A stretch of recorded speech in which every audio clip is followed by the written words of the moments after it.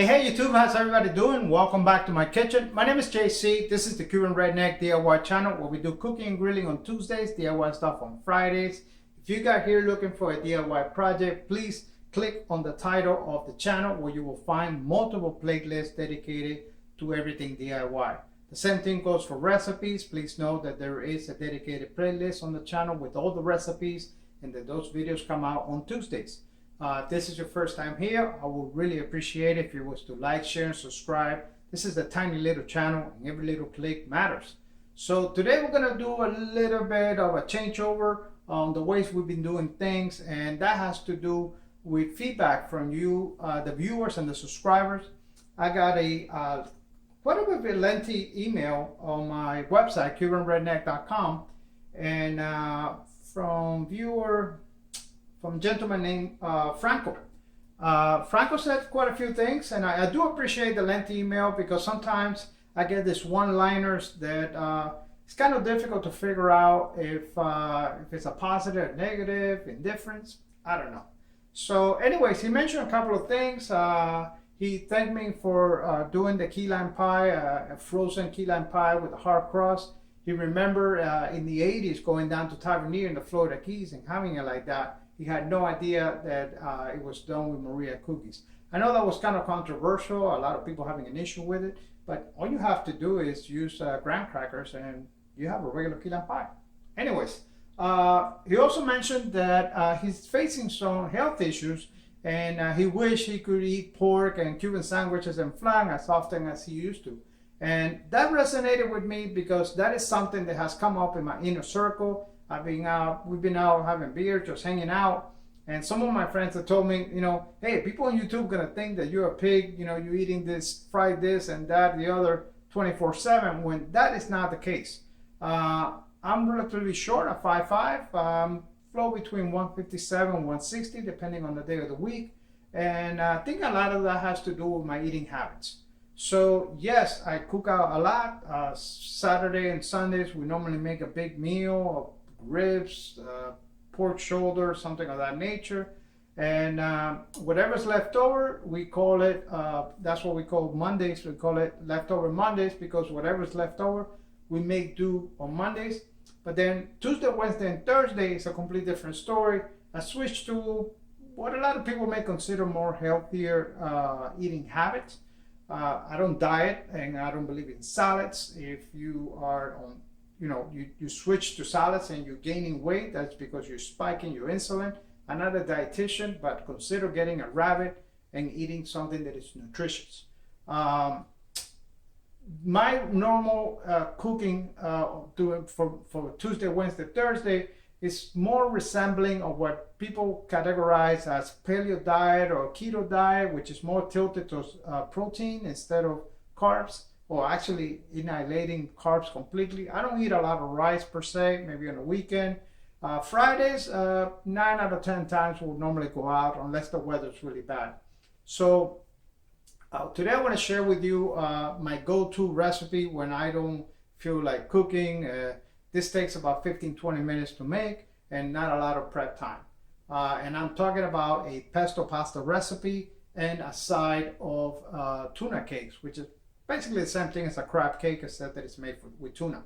Now, this video was not planned at all, and I'm going to be using whatever I have in my pantry, but know that you can step this up quite a bit. I'm going to be using regular pasta. You can get veggie pasta, protein pasta, even whole wheat pasta.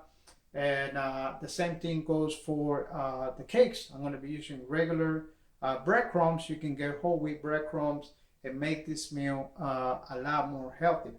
I know that this is not the way I normally do things. I normally focus on one part of the dish, but I think it has a little bit of merit. So please, if you would like to see more recipes like this, leave me a comment. Let me know. Give me some suggestions. Let me know what is your favorite dish, and I would be more than glad to give you my rendition or healthy rendition of whatever it is. I don't plan to make it a habit. For starter, this channel was not even supposed to have food. This is a DIY channel which I intended to, do modifications on cars, on bikes, making lures, woodworking stuff. And then one of my friends was bugging me, and I made a recipe, and things just blew up.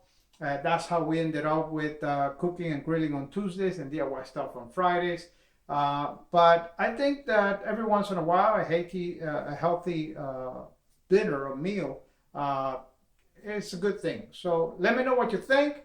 And without further ado, let's get cooking. Check this out.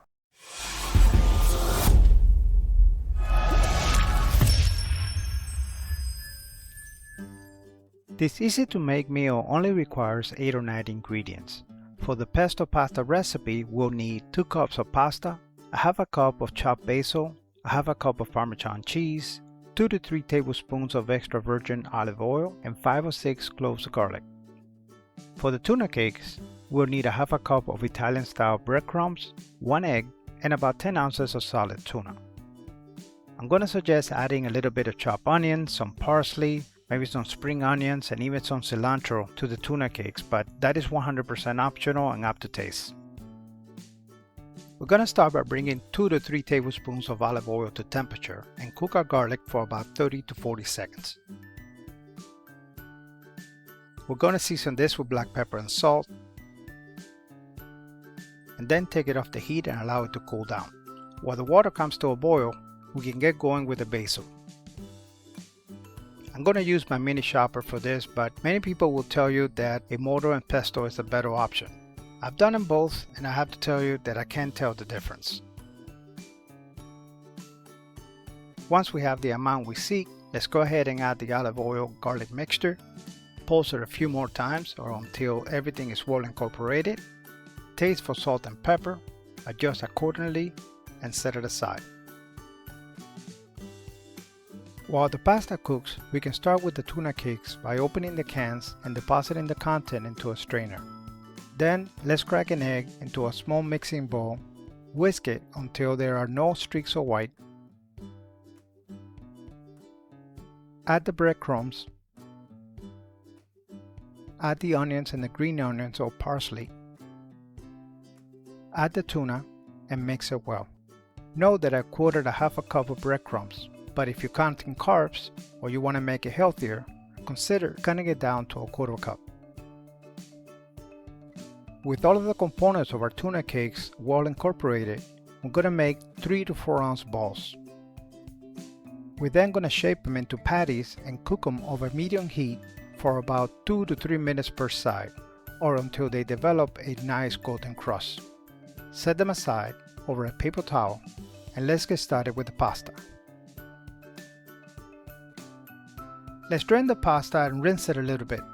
This is to get rid of some of the salt and to cool it down just a hair.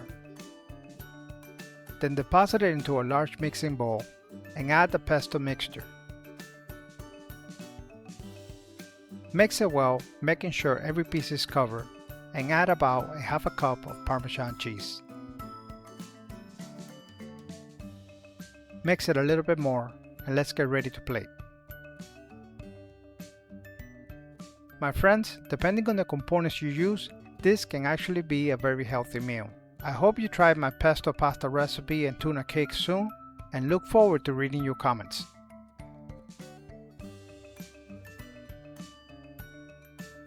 Please support this channel by subscribing, liking, and sharing. And don't forget to hit that notification bell. Thank you.